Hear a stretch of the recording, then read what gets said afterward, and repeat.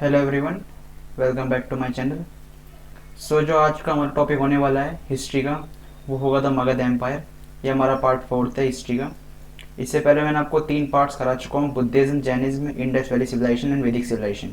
वो आप जाके देख सकते हैं। Okay, so let's start this topic. जब अगर हम स्टार्ट करते द मगध एम्पायर, तो इसमें लिखा था ancient India 600 BC, 600 BC was divided into 16 mahajanapadas. Okay, तो यानी कि जो हमारा एंशियंट इंडिया है वो 16 महाजनपद में बटा हुआ है। और इम्पोर्टेंट महाजनपद, सबसे इम्पोर्टेंट है हमारे पास इसमें है Magadh. Source of information about Mahajanapada, हमें जो महाजनपद के बारे में जो इंफॉर्मेशन मिली थी वो कहाँ से मिली थी? वो मिली थी अंगुत्तर निकाय। अंगुत्तर निकाय नाम का एक हमारा महाजनपद है, उसमें से हमें इस बार मगध के बारे में जानकारी मिली।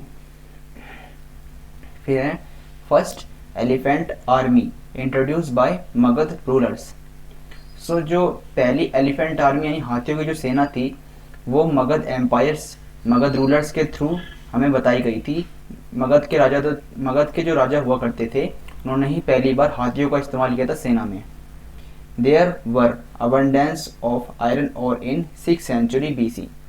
तो वहाँ पर जो आयरन के ओर यानी कि लोहे के जो स्रोत होते थे वो सबसे ज़्यादा थे 6th सेंचुरी में। इसके बाद हम आगे बढ़ते हैं, तो इसमें आता है इम्पोर्टेंट महाजनपद एंड देयर कैपिटल्स, यानी कि जो इम्पोर्टेंट हमारे जो महाजनपद हैं और उनके कैपिटल्स यानी कि उनकी राजधानियाँ। पहला है मगध। मगध की राजधानी थी राजगृह या गिरिवराज। ओके, सेकेंड है अवंती एंड उज्जैन। अवंती जो हमारे पास जो महाजनपद है उसकी कैपिटल थी उज्जैन। तीसरा है हमारे पास गंधार। गंधार की हमारी कैपिटल यानी राजधानी होती है तक्षशिला। फिर है वताशा। वताशा की कैपिटल होती है कौशाम्बी। ठीक है, तो ये 4 इंपॉर्टेंट महाजनपद हैं, ये आपको याद रखने होते हैं। इसके बाद हम आगे बढ़ते हैं, तो अब हमें आएगा there was only one Mahajanapada in south name Ashmak, यानी कि दक्षिण भारत में सिर्फ एक ही महाजनपद है जिसका नाम है अशमक, और कैपिटल ऑफ अशमक है पोटाना, यानी कि जो हमारे अशमक की जो राजधानी है उसे पोटाना कहते हैं। अकॉर्डिंग टू अंगुत्तर निकाय फाउंडर ऑफ मगध, अंगुत्तर निकाय के अनुसार जो हमारे मगध के संस्थापक थे वो थे बृहदर्थ। बृहदर्थ जो थे वो मगध के संस्थापक थे, ऐसा अंगुत्तर निकाय में बताया गया है। फिर हम आगे बढ़ते हैं, मगध और उनके बाद की जो आगे के डायनेस्टीज, यानी कि जो आगे के इनके डायनेस्टीज आई हैं वो कौन कौन सी है? हड़यक डायनेस्टी, हर्यक डायनेस्टी। फिर आता है शिशुंग डायनेस्टी, शिशुंग वंश, हर्यक वंश, शिशुंग वंश। फिर आता है नंद वंश। फिर मौर्य डायनेस्टी, मौर्य वंश। शुंग डायनेस्टी, शुंग वंश। कण्व डायनेस्टी, कण्व वंश। सतवाहन डायनेस्टी, सतवाहन वंश। इसका जो याद करने, इन सबको एक साथ अगर आपको याद करना है तो इसका ये ट्रिक बनाई गई है, जो हमने लिखी हुई यहाँ पे वो आप देख सकते हैं। इसका नाम है हसीन मासुका के साथ। तो इस ट्रिक से मैं आपको ये पूरे के सारे मगध डायनेस्टी, मगध के वंश आप बराबर याद रख सकते हैं। जैसे HA हसीन, तो HA लिखा है यहाँ पे होगा हड़यक। S से शिशुंग, SIN हसीन शिशुंग, N से नंद, M से मौर्य, SU से शुंग, KA से कण्व। फिर SATH से सतवाहन। इस तरीके से आप ये सारी चीज़ें याद रख सकते हैं। ओके, अब हम आगे बढ़ते हैं। तो फिर इसके बाद ये पूरा चार्ट है कि मगध एम्पायर, मगध वंश में जो पूरा शासन काल था उसमें वो शुरुआत कैसे हुई थी, उनके कौन कौन फाउंडर थे, कौन कौन संस्थापक थे और उनके बारे में कंप्लीट डिटेल्स। तो मैं आपको एक करके इनके बारे में बताता हूँ। ओके, तो हम स्टार्ट करते हैं। हमारा मगध एम्पायर यहाँ से जब हमारा स्टार्ट हुआ तो हमारा सबसे नंबर 1 पे है हमारे पास इधर ये वाला हड़यक डायनेस्टी। हड़यक डायनेस्टी, हड़यक वंश, इसके फाउंडर है बिम्बिसार।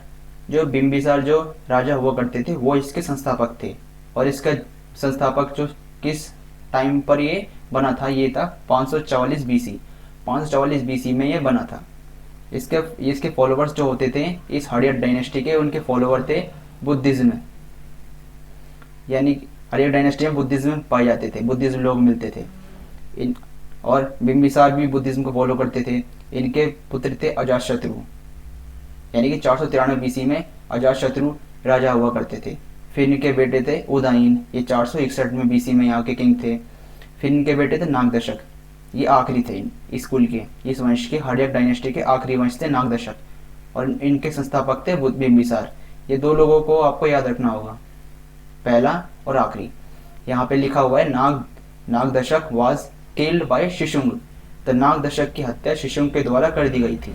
इसी के बाद आया हमारा शिशुंग डायनेस्टी, शिशुंग वंश। ये वाला लिखा है यहाँ पे शिशुंग डायनेस्टी, इसके फाउंडर है शिशुंग। शिशुंग हमारे आए थे नागदशक को मारने के बाद, इनकी हत्या करने के बाद शिशुंग डायनेस्टी की शुरुआत हुई। ये शुरुआत हुई 412 बीसी में। इनके फॉलोवर थे, इनके जो बेटे थे शिशुंग के, वो थे काल अशोक। काल अशोक के बेटे थे नंदीवर्धन। ओके, नंदीवर्धन थे सबसे आखिरी शिशुंग डायनेस्टी के सबसे आखिरी वारिस थे नंदीवर्धन।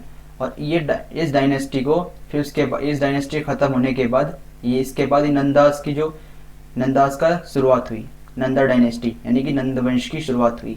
इस शिशुंग के बाद नंद आए। और तो नंद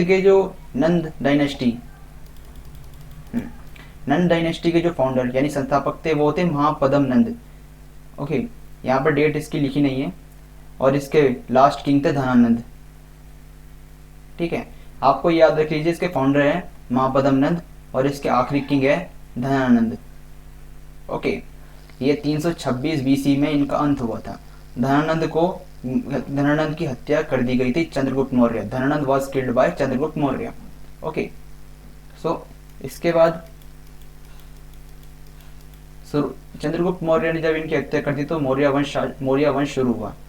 मौर्य शासक यानी कि मौर्य डायनेस्टी, मौर्य वंश शुरू हुआ, जिसके फाउंडर थे यानी संस्थापक थे चंद्रगुप्त मौर्य 321 बीसी में। ओके, ये फॉलोवर थे जैनिज्म के। चंद्रगुप्त मौर्य फॉलोवर थे जैनिज्म के। इनके बेटे थे बिंदुसार। जैनिज्म यानी चंद्रगुप्त मौर्य पहले आए 321 में, उनके जैनिज्म को फॉलो करते इनके बेटे आए बिंदुसार 298 बीसी में। फिर उनके बेटे आए अशोका 259 बीसी में, 269 बीसी में। ये अशोका फॉलोवर थे बुद्धिज्म के।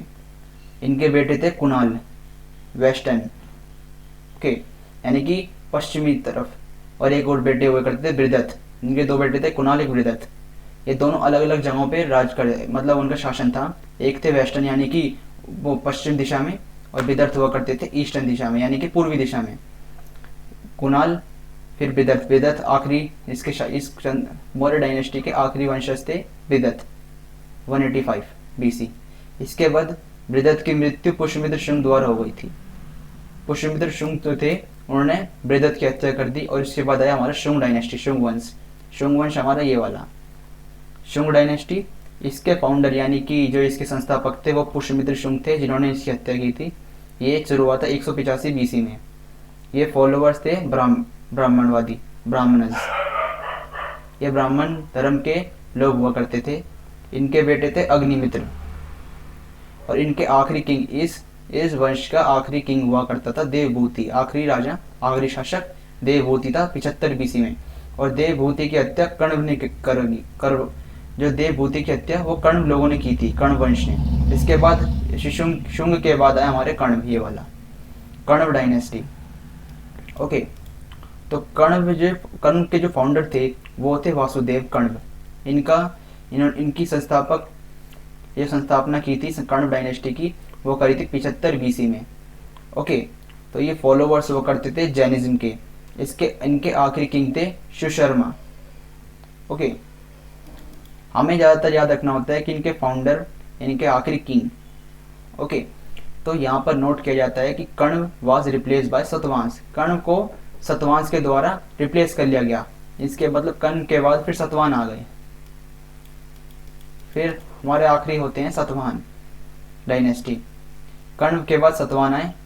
सतवाहन के फाउंडर थे संस्थापक सिमुख। 190 बीसी में। इनके बेटे थे कृष्णा और इनके सबसे पावरफुल किंग थे सतकर्णी। ओके, सतकर्णी, जब सतकर्णी भी कभी अंत हुआ, इस वाले वंश का भी अंत हो गया, तो ये धीरे धीरे इस पूरे के पूरे जितने भी ये वंश हुआ करते थे, इनके सबकी ताकत धीरे धीरे खत्म हो गई और ये इस तरह से ये पूरा का पूरा वंश गायब खत्म हो गया। अब हम एक एक करके इन सब के बारे में पढ़ते हैं कि इनमें क्या क्या कॉमन है, क्या क्या चीज़ें हैं, ताकि हम और बारे में डिटेल में बारे में जान सकें। ठीक है, तो अब हम शुरुआत करते हैं हर्यक डायनेस्टी से। हर्यक डायनेस्टी के फाउंडर बिम्बिसार हैं। ये बुद्धिज्म को फॉलो करते हैं। इनके बिम्बिसार का जन्म 544 बीसी में हुआ था और मृत्यु 493 बीसी में। ठीक है, इनके बेटे हैं अजातशत्रु और इनकी मदर थी चेलना, यानी कि इनकी पत्नी। तो आप ऐसे आ सकते ए बी सी, ए से अजातशत्रु, बी से बिम्बिसार, सी से चेलना। अगर आपको हर्यक डायनेस्टी के बारे में अगर फाउंडर के बारे में पूछा जाए तो आपको 3 नाम याद रखने होते हैं ए बी सी से, अजातशत्रु, बिम्बिसार, चेलना। ठीक है, तो कैपिटल ऑफ बिम्बिसार की राजधानी राजगिर है और गिरिवराज, ये 2 राजगिर कह सकते हैं, गिरिवराज कह सकते हैं। ठीक है, बिम्बिसार ने सेंड किया जीवक टू से महात्मा बुद्धा। तो बिम्बिसार जो बुद्धिज्म एक शासक हुआ करते थे, बुद्धिज्म को फॉलो करने वाले शासक, उन्होंने जीवक को डॉक्टर भी कहा जाता था उस टाइम पे, डॉक्टर को जीवक कहा जाता है। उन्होंने महात्मा बुद्ध को सेव करने के लिए डॉक्टर को भेजा। Ajatashatru imprison Bimbisara and kill him. तो अजातशत्रु ने बिम्बिसार को कैद कर लिया और उनकी हत्या कर दी। मदर ऑफ अजातशत्रु चेलना, जो अजातशत्रु की माता का नाम था चेलना। अजातशत्रु भी बुद्धिज्म को फॉलो करता था, ए से बी। तो आप याद रख सकते हैं अजातशत्रु बुद्धिज्म है, यानी कि ए से ए बी को फॉलो करता है, ए अजातशत्रु बी बुद्धिज्म, ये याद करने का तरीका है। ठीक है, इसके बाद आता है कैपिटल ऑफ अजातशत्रु की। जो अजातशत्रु ने जो राजधानी बनाई थी अपने, तो उसे पाटलिपुत्र को राजधानी बनाई थी। Ajatashatru built Dhatu Chaityas for Buddhism monk for shelter. तो अजातशत्रु ने धातु चैत्य का निर्माण किया था बुद्धिज्म मॉन्क, यानी बुद्धिज्म जो भिक्षु होते थे उनके लिए, उनके रहने के लिए उन्होंने धातु चैत्य नामक एक जगह का निर्माण किया था। Ajatashatru patronise first Buddhism council. Ajatashatru के वक्त में अजातशत्रु ने ही पहली बुद्ध सभाएं का आयोजन किया था। ओके, तो इसके बाद है उदयन सन ऑफ अजातशत्रु किल अजातशत्रु। तो जो इनके बेटे थे अजातशत्रु के, इनकी हत्या इनके बेटे उदयन ने करी। फिर उदयन ने ही पाटलिपुत्र से रूल करना स्टार्ट कर दिया। Udayan rule from Pataliputra. Okay, Nagdashak was son of Udayan was killed bye Nagdashak. तो जो उदयन की जो हत्या की गई, उदयन की हत्या इनके बेटे नागदशक के द्वारा की गई। Nagadashaka was killed by his commander Shishunag. तो नागदशक के जो कमांडर हुआ करते थे वो शिशुंग थे, उनकी हत्या भी जो नागदशक की हत्या इनके कमांडर शिशुंग ने कर दी, जिसके बाद शिशुंग डायनेस्टी आई। ओके, तो शिशुंग डायनेस्टी या शिशुंग वंश, इसके फाउंडर संस्थापक थे शिशुंग 412 बीसी में। ओके, तो कैपिटल ऑफ शिशुंग, यानी शिशुंग की जो राजधानी थी वो थी वैशाली। काल अशोका वाज सन ऑफ शिशुंग। तो शिशुंग के जो बेटे थे वो थे काल अशोक। काल Ashok patronise second Buddhism council. काल अशोक ने दूसरी बुद्ध सभा का आयोजन किया था। Last king of Shishunag dynasty Nandivarman. तो जो आखिरी किंग थे शिशुंग डायनेस्टी के वो थे नंदीवर्मन। ओके, इसके बाद आता है आपका नंद डायनेस्टी। ओके, तो तीसरे वाला नंद वंश, इसका ये शुरुआत हुई थी 345 बीसी और इसका अंत हुआ 324 बीसी में। ओके, इसके फाउंडर महापद्म नंद, इसकी जो शुरुआत की गई वो की गई थी महापद्म नंद 345 बीसी में। Okay, he killed Nandivarman. इन्होंने नंदीवर्मन की हत्या की थी। महापद्म नंद वाज शूद्र। महापद्म नंद एक शूद्र थे। Capital of Nanda was Pataliputra. Nanda की जो राजधानी हुआ करती थी वो थी Pataliputra. Chanakya was insulted by Ghanananda. तो चाणक्य की जो अपमान किया गया था वो घनानंद के द्वारा किया गया था। Ghanananda was son of Mahapadma Nanda. तो घनानंद थे वो महापद्म नंद के पुत्र थे। Chanakya played diplomatic policy and kill Ghanananda by the help of Chandragupta Maurya. Chanakya ने एक राजनीतिक चाल चलते हुए घनानंद को चंद्रगुप्त मौर्य के मदद से उसकी हत्या करवा दी घनानंद की, जो कि इनके पुत्र थे महापद्म नंद के। Pravartak Kashmir ruler help Chandragupta Maurya in the war against Ghananand. तो जो प्रवर्तक ये कश्मीर के राजा थे, इन्होंने चंद्रगुप्त मौर्य की मदद की थी घनानंद के खिलाफ युद्ध करने में। ठीक है। Some foreign attackers before Maurya. तो जो मौर्य वंश से पहले जो फॉरेन अटैकर्स हुआ करते थे, कुछ लोग थे जो आए थे। पहला है साइरस। ओके, फर्स्ट साइरस यह हुआ था 558 बीसी से 530 बीसी। ठीक है, 30 से 58। Okay, founder of Persia. Cyrus जो थे वो फाउंडर ऑफ पर्शिया, पर्शिया के संस्थापक थे। डेरियस ये 486 बीसी से 552 बीसी, ये पर्शियन किंग थे, पर्शिया से एक राजा। अलेक्जेंडर या सिकंदर, ये 324 बीसी से 326 बीसी, ये ग्रीस से आए हुए थे।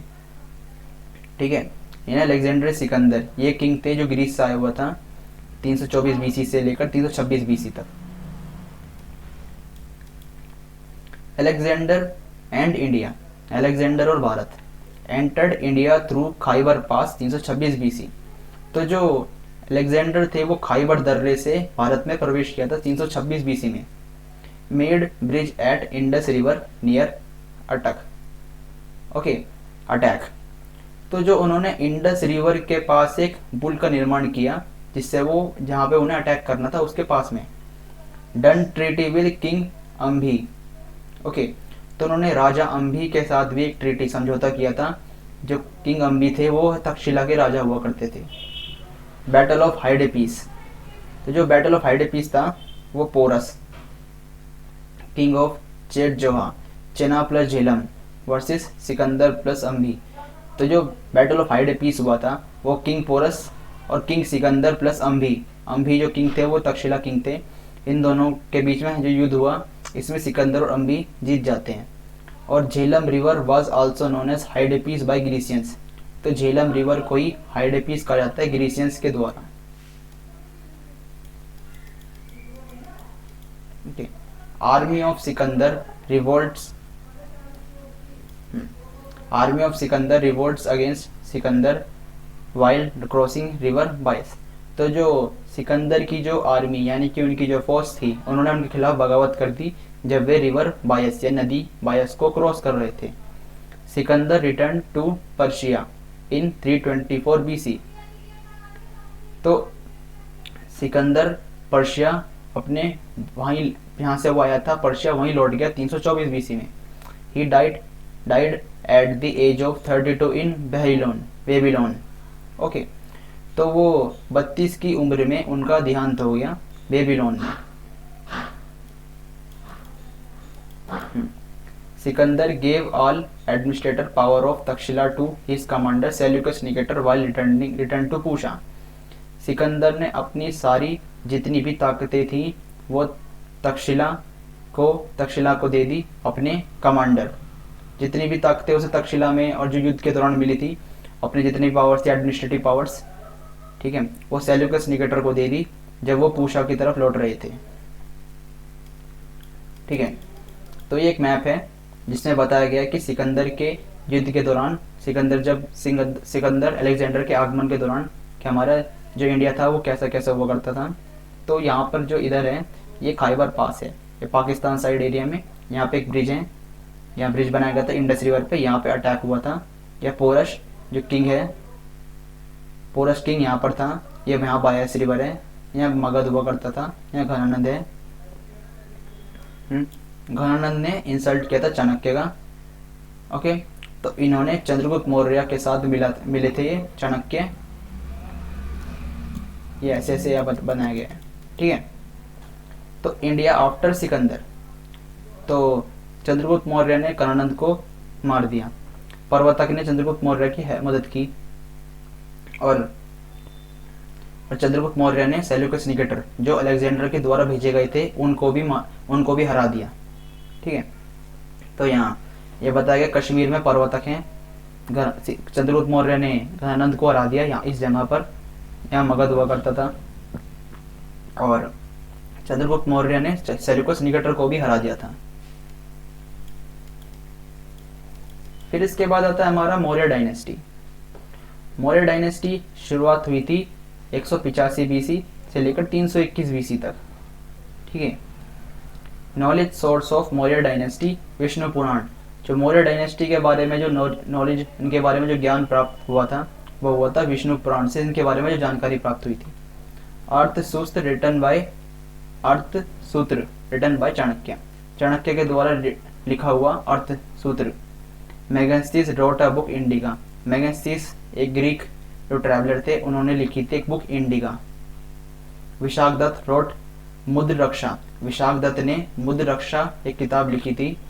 अशोक पिलर और रॉक एडिक्ट्स, तो मौर्य डायनेस्टी के बारे में अशोक के जो पिलर्स यानी कि जो अशोक के पिलर्स, रॉक एडिक्ट्स, ठीक है, उनके बारे में, जो इस डायनेस्टी के बारे में, इन सब चीज़ों से जानकारी मिल जाती है जो ये बताई गई हैं।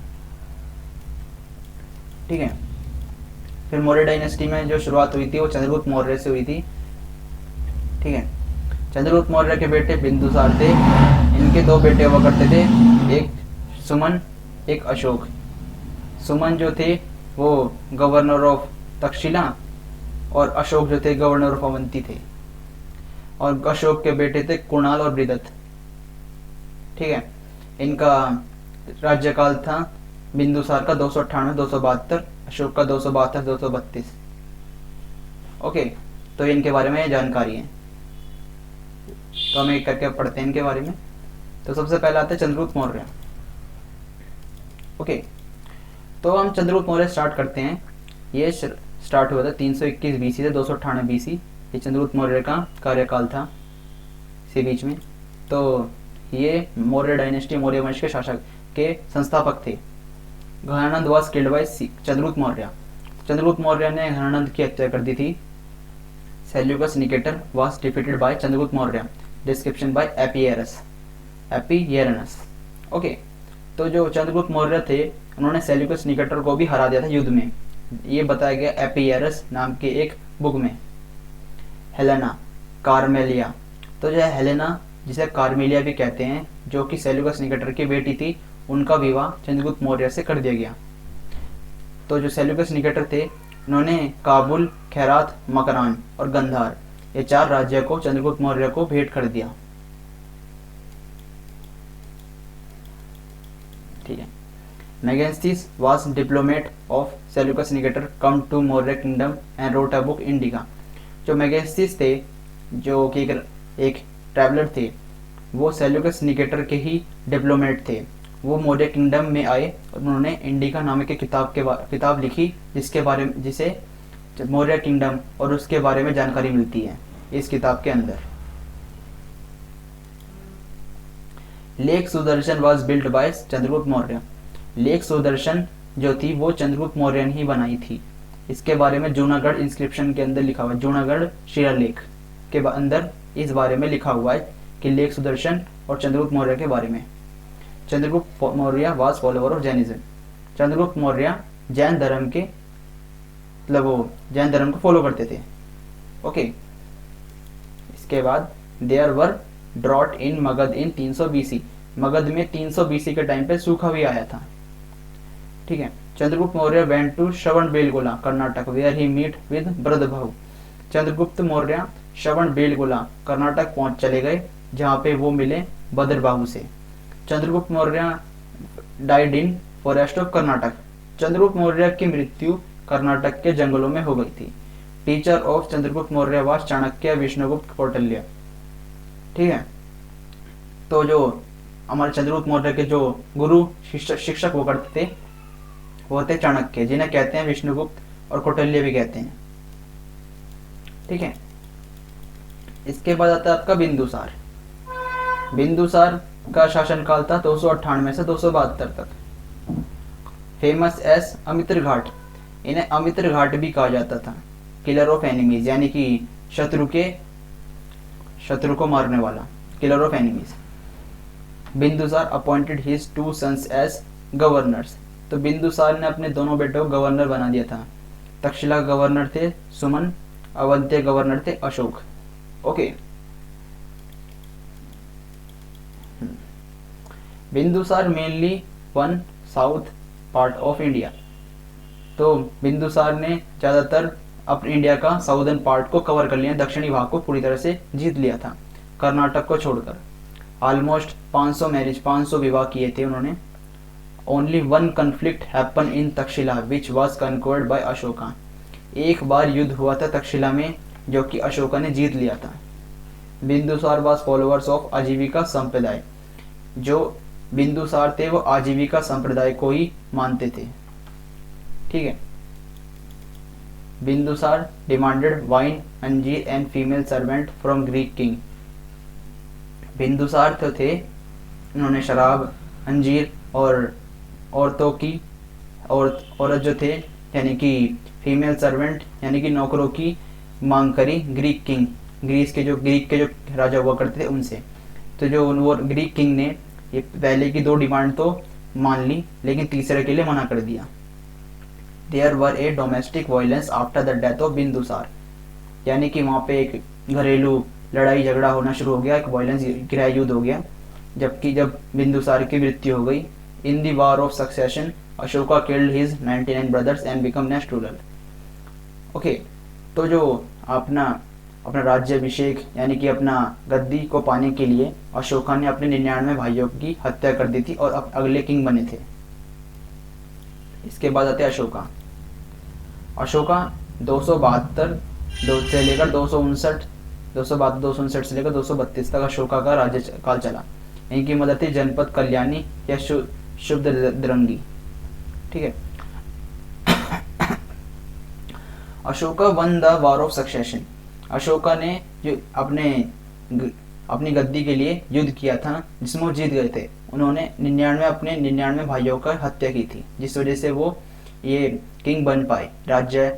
अगर उन्हें राज्याभिषेक करना था अपना तो उन्हें अपने 99 भाइयों को मारना पड़ा ताकि वो अगले किंग बन सकें।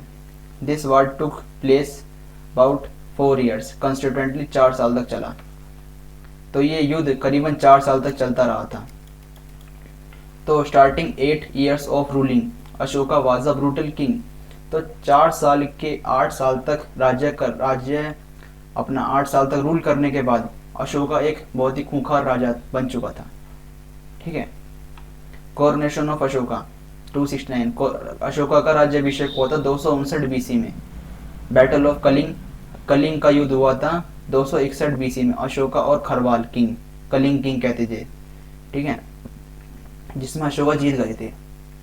अशोका ने एलिफेंट आर्मी का यूज किया था, यानी कि हाथियों की सेना का यूज किया था इस युद्ध में।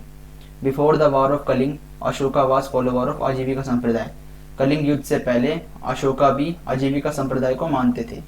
After the war of Kalinga Ashoka accept Buddhism, Kalinga के युद्ध के बाद अशोका ने बुद्धिज्म को अपना लिया, यानी कि बुद्ध धर्म को अपना लिया।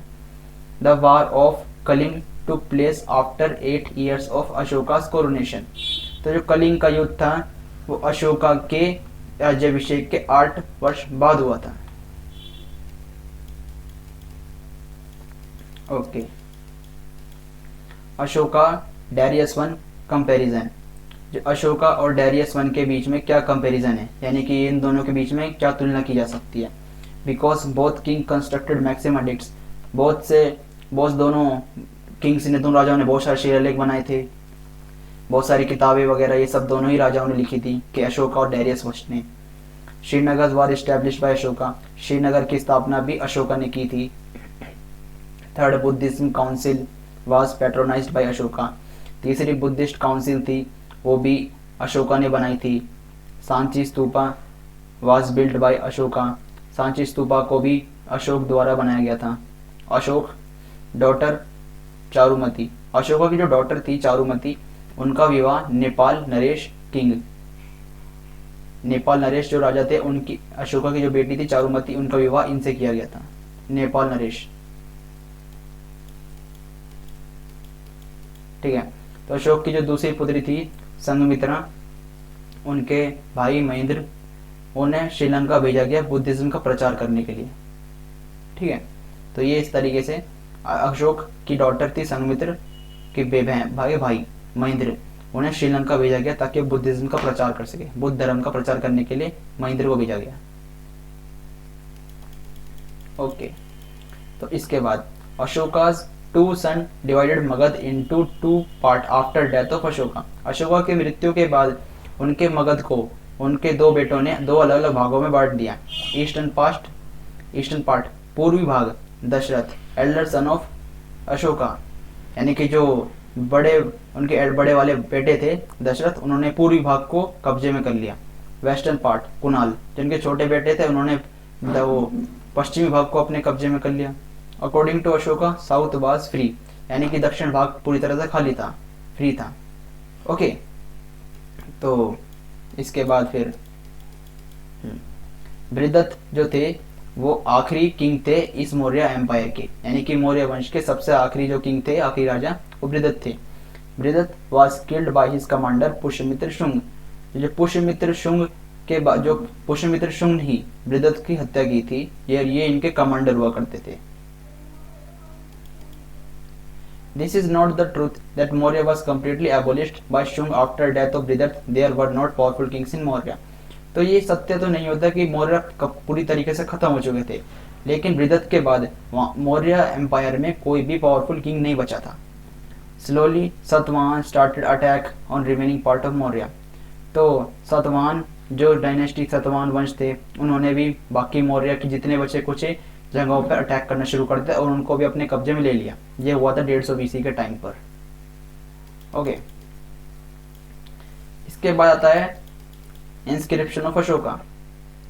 India, Afghanistan, Pakistan and Nepal. तो जो अशोका की जो इंस्क्रिप्शन किताबें हैं उनमें इंडिया, अफगानिस्तान, पाकिस्तान, नेपाल के बारे में वर्णन हुआ है। फाउंडेड बाय पदरई फंटर, यानी कि ये जो इंस्क्रिप्शन था ये पदरही फंटर 1750 में इसके बारे में इसे बनाने वाले थे ये, और इसे जो रीड किया था, इंग्लिश में ट्रांसलेट किया था, वो था जेम्स प्रिंसेप 1837 में। जो अशोका के जो इंस्क्रिप्शन हुआ करते थे वो जेम्स प्रिंसेप ने ही वर्जन ट्रांसलेट करके बनाए गए थे। ओके, तो इसके बाद आया था Ashok introduce rock addicts, pillar addicts and cave addicts. Ashok ने रॉक एडिक्ट, पिलर एडिक्ट और केव एडिक्ट ये बनाए।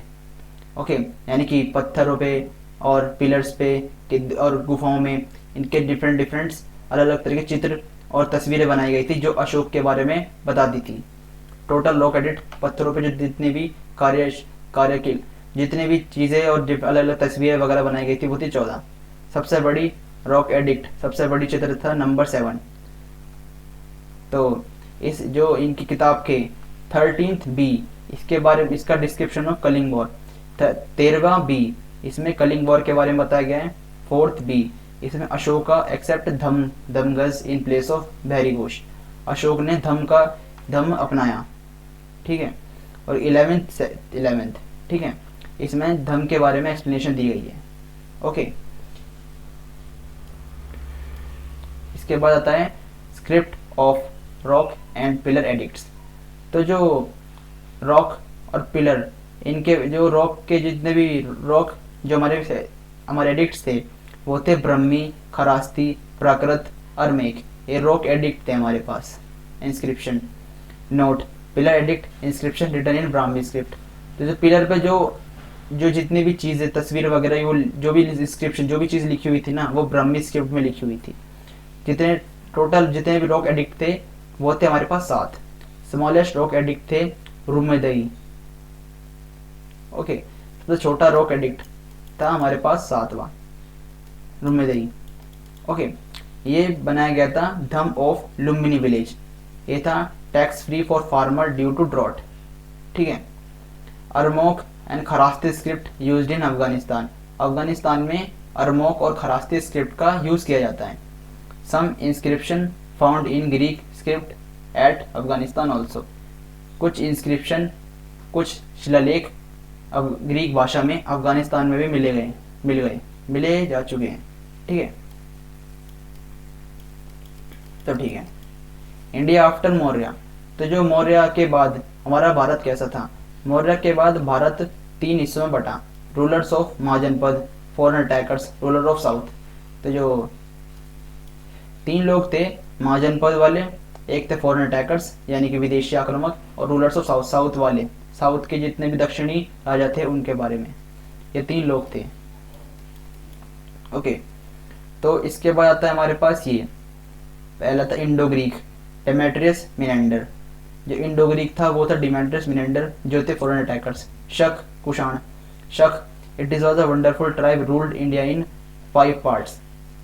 ठीक है, शक जो थे वो 5 हिस्सों में एक ट्राइब था, यानी कि एक जनजाति थी जो कि इंडिया में रूल करा करते थे 5 हिस्सों में। पहला Afghan, Mathura, Punjab, Deccan branch, south branch.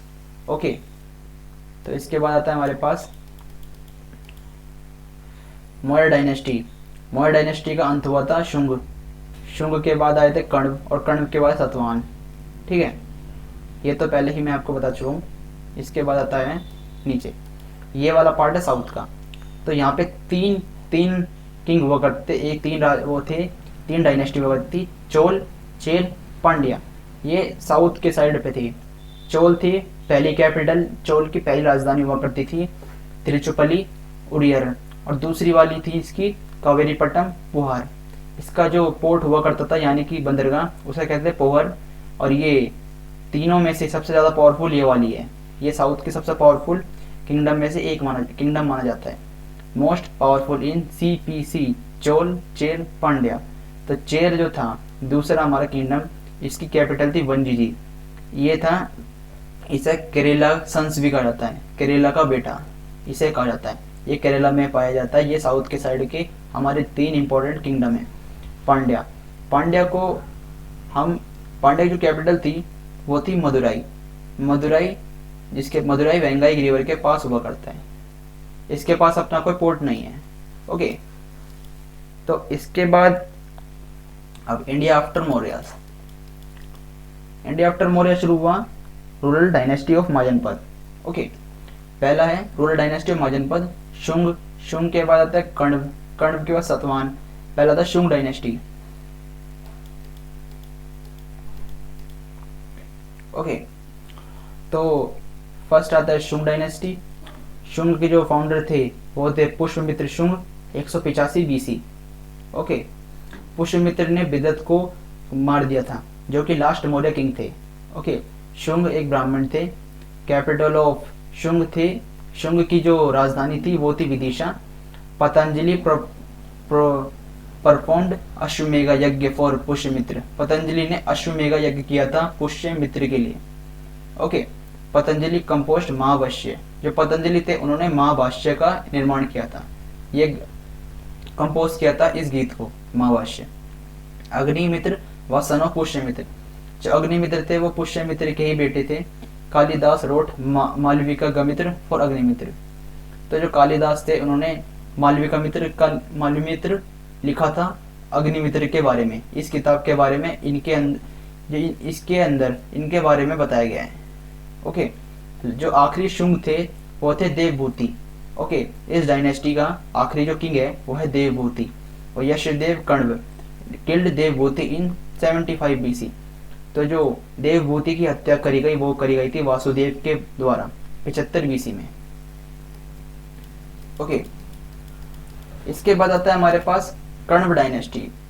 जो कण्व डायनेस्टी है उसकी शुरुआत हुई थी 75 BC से 25 BC तक। इसके फाउंडर थे वासुदेव कण्व, और इसके आखिरी किंग थे सुशर्मा, और कण्व को सतवाहन ने हरा दिया था। ठीक है, ये इतना ही है इंपॉर्टेंट। तो इसके बाद ओके, ठीक है, सतवाहन शुरुआत हुई थी इनकी 150 BC और खत्म हुआ 230 AD पर। Okay, after death of Brihadratha 185 AD में मौर्य किंग थे जो थे। It was very difficult for Maurya to conquer Magadh again. तो जो बृहदत्त की मृत्यु के बाद मौर्यास के लिए काफ़ी मुश्किल हो गया था कि वो मगध को दोबारा कैप्चर कर सके। आफ्टर बृहदत्त के बाद Maurya was shifted towards other part of kingdom. तो बृहदत्त की मृत्यु के बाद मौर्य किंगडम के दूसरे हिस्सों में पलायन करने लगे। इन 150 BC Satavahana attacked on Maurya and defeated them. तो 150 बीसी में सतवाहन ने मौर्यस पे अटैक किया और उन्हें हरा दिया। ओके, तो जो सतवाहन के जो फाउंडर थे वो थे सिमुख, और सबसे ज़्यादा पावरफुल, जो ज़्यादा महान शासक जो था इस वाले डायनेस्टी का, इस वाले वंश का, वो था सतकर्णी। सतकर्णी परफॉर्म्ड 2 अश्वमेघा एंड 1 राजसूय यज्ञ। सतकर्णी ने 2 अश्वमेघा और 1 राजसूय यज्ञ परफॉर्म किया था। Son of Simuk was Krishna. Krishna was famous with his name Kanha. जो सिमुख के जो बेटे थे उनका नाम था कृष्णा, और कृष्णा फेमस हुए थे अपने नाम कान्हा की वजह से। Note, Rudradaman defeated Satavahana twice. तो ये इंपॉर्टेंट नोट है कि रुद्रदमन ये है शाक्य क्लैन से, शाका क्लैन से थे, शाका जो शाका वंश था उससे रुद्रदमन फर्स्ट ने, इसने सतवाहन को 2 बार हराया था, रुद्रदमन पहला। फिर इसके बाद आता है हमारे पास foreign attackers. Foreign attackers first है Indo Greek, IG। After Maurya in attack on India 190 BC। Okay, जो फॉरेन अटैकर्स थे हमारे इंडो, पहले आए थे हमारे इंडो ग्रीक। तो जो आफ्टर मौर्य के बाद Indo Greek attacked on India 190 BC के टाइम पे इंडो ग्रीक ने अटैक किया था। First Indo Greek attack done by Demetrius. पहला इंडो ग्रीक अटैक हुआ था देमित्रस के द्वारा। पावरफुल इंडो ग्रीक, सबसे ज्यादा पावरफुल इंडो ग्रीक था हमारे पास मिनेंडर, आया था जो 165 BC से 145 BC। ओके, तो जो मिनेंडर की जो कैपिटल थी वो थी शाकाल, प्रेजेंट शियाकत। तो जो मिनेंडर की जो कैपिटल होती वो थी शाकाल, जो प्रेजेंट में शियालकोट पाकिस्तान में है। Menander Milinda Panho is collection of question asked by Menander and answer given by Nagasena Nagarjuna. तो मिलिंद पाव एक कलेक्शन है जिसमें मिनेंडर के द्वारा पूछे गए सवाल और नागसेन, जो नागार्जुन भी कहते हैं, उनके द्वारा दिए गए जवाब के बारे में लिखा हुआ है। Golden coin was introduce by Indo Greek in India. Golden coin, सोने का जो सिक्का होता है उसके जो इंट्रोड्यूस किया था वो इंडो ग्रीक ने किया था इंडिया के अंदर। Gandhara school of art was developed by during Indo Greek. Gandhara school of art था वो इंडो ग्रीक के टाइम पर ही बनाया गया था। ओके, इसके बाद आता है हमारे पास ये शक। शक होता है वेंडरर। शक जो क्लैन था, it was a wanderer tribe of central Asia. तो ये एक घुमक्कड़ जनजाति था मध्य एशिया का। Okay, Shaka defeated Indo Greek and started ruling in India. Shaka ने इंडो ग्रीक को हराया था और इंडिया में राज करना स्टार्ट कर दिया। Shaka entered in India through Bolan pass. तो जो शक थे वो इंडिया में एंटर हुए बूलन दर्रे के द्वारा। फर्स्ट सेंचुरी BC से 4th सेंचुरी AD। ये फर्स्ट सेंचुरी BC से लेकर 4 सेंचुरी AD तक शक राज करते रहे। ठीक है, शक रूल्ड थ्रू 5 ब्रांचेस। शक ने 5 ब्रांचेस के थ्रू रूल किया। फर्स्ट 3 ब्रांचेस थी नॉर्थ इंडिया। पहली 3 ब्रांच थी north India, Afghanistan, Punjab, Mathura. Here Kushan defeated Shaka. लेकिन नॉर्थ इंडिया में कुषाण ने डिफीटेड शक को कुषाण ने हरा दिया। Okay, second 2 branches shifted in south India because north branches were conquered by Kushan. तो जो बाकी की 2 ब्रांचेस थी उन्हें साउथ इंडिया में भेज दिया गया क्योंकि नॉर्थ इंडिया में कुषाणों ने उन्हें हरा दिया था। और जो बाकी 2 थी ये थी दक्कन और साउथ ब्रांच। ठीक है, रुद्रदमन वाज पावरफुल शक। रुद्रदमन सबसे पावरफुल शक राजा हुआ करता था। Rudradaman first rebuilt Sudarshan lake. Rudradaman पहले ने सुदर्शन लेक का निर्माण किया था दोबारा। Rudradaman first defeated Satavahana twice. Rudradaman first ने सतवाहन को 2 बार हराया भी था।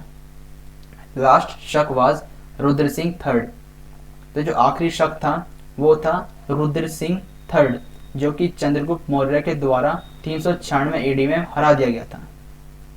ठीक है, रुद्र सिंह थर्ड जो आखिरी शक था उसे चंद्रगुप्त ने हराया था 396 AD में। ओके, तो शक इंट्रोड्यूस अ कैलेंडर शक संवत। शक ने एक कैलेंडर भी इंट्रोड्यूस किया था, जिसे कहते हैं शक संवत 58 BC में। ओके, इसके बाद आते हैं हमारे हमारे कुषाण। ओके, तो जो कुषाण थे most powerful attackers among foreign attackers after Maurya, तो सबसे पावरफुल अटैकर्स थे फॉरेन अटैकर के बाद मौर्य पर।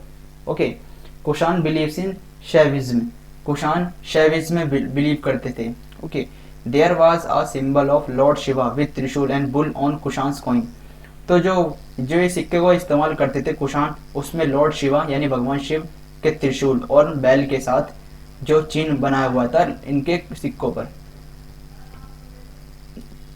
इसके बाद आता है हमारा कनिष्क। जो कनिष्क था वो कुषाण का सबसे पावरफुल किंग हुआ करता था। कैपिटल ऑफ कनिष्क, जो कनिष्क की जो राजधानी थी वो थी पुरुषपुर, प्रेजेंट पेशावर। जो पुरुषपुर है उसे पेशावर, आज का पेशावर कहा जाते हैं उसे। ठीक है, Kanishka was follower in Buddhism, Kanishka Buddhism का फॉलोअर था। Kanishka patronise fourth Buddhist council, Kanishka ने चौथी बुद्धिस्ट काउंसिल का आयोजन किया था, चौथी बुद्धिस्ट सभा का। कनिष्क बिल्ट पेशावर स्तूपा, कनिष्क ने पेशावर स्तूपा का निर्माण भी किया था। नागार्जुन, अश्वघोष, Charaka, Sushruta, Vasumitra lived in the court of Kanishka, ये सब के सब लोग कनिष्क के कोर्ट में यानी कि उनके मंत्री हुआ करते थे। ठीक है, it was the golden time period of Gandhara school of art and Mathura school of art, ये गंधार स्कूल ऑफ आर्ट और मथुरा स्कूल ऑफ आर्ट के लिए सबसे गोल्डन पीरियड, सबसे अच्छा समय था कनिष्क के वक्त। सुश्रुत राइट सुश्रुत संहिता, सुश्रुत ने जो ये थे सुश्रुत ने सुश्रुत संहिता लिखी थी ये बुक। ठीक है, इसके बाद आता है हमारा okay, so that's it for all.